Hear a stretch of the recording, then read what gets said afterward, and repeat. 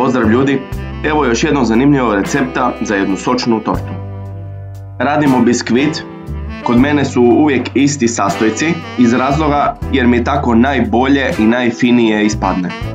Za početak, kao i uvijek, odvajamo bjelanjak od žutanjka, miksamo bjelanjke u čvrsti snijeg.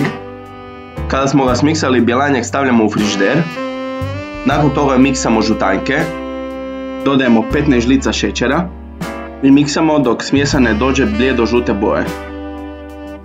Nakon toga dodajemo 15 žlica mlijeka,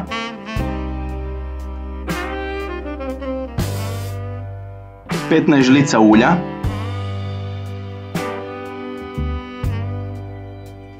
smjesi dodajemo prethodno otopljenu čokoladu,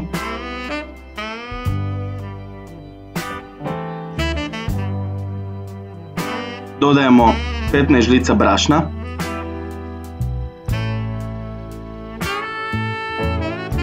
te nakon toga postepeno dodajemo snijeg od bjelanjka i ručno miješamo.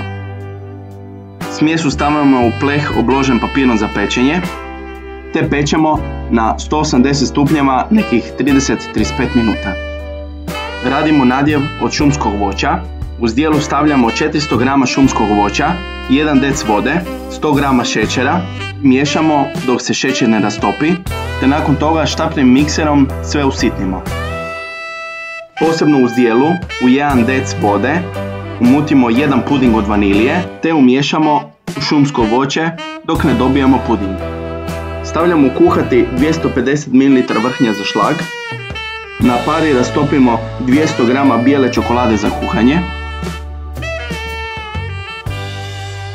rastopljenu čokoladu dodajemo u vrhnje za šlag, te miješamo. Ostalih 250 ml vrhnja za šlag miksamo u čvrsti šlag. U čistu zdjelu dodajemo 500 g mascarpone sira, dodajemo 100 g šećera u prahu, miksamo dok se sastojci ne sjedine, zatim stučeni šlag dodajemo mascarpone, te dodajemo kremu od bijele čokolade. Miješamo dok se sastojci ne sjedine. Biskvit je gotov. Nakon što se je malo ohladio, razrežemo ga na 3 jednaka dijela, natopimo ga radi sočnosti sa malo mlijeka sa pomiješanim rumom, te dodajemo sloj kreme od šumskog voća, sloj mascarpone kreme, nakon toga stavljamo biskvit, malo ga utisnemo s rukama, ponovno natopimo biskvit sa mlijekom, stavljamo sloj kreme od šumskog voća, sloj bijele kreme,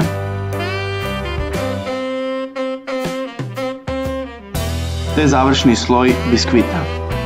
Njega također natopimo sa mlijekom, te zadnji sloj mascarpone kreme. Radimo glazuru od čokolade. Stavimo kuhati 200 ml vrhnja za šlag. U šlagu rastopimo 150 g čokolade za kuhanje. Glazurom od čokolade ukrasimo tortu po želji. I to bi bilo to. Za kraj mogu reći da je torta jako sočna. Nadam se da će vam se sviđati recept. Ako vam se svidi, možete me zapratiti. Dobar tek!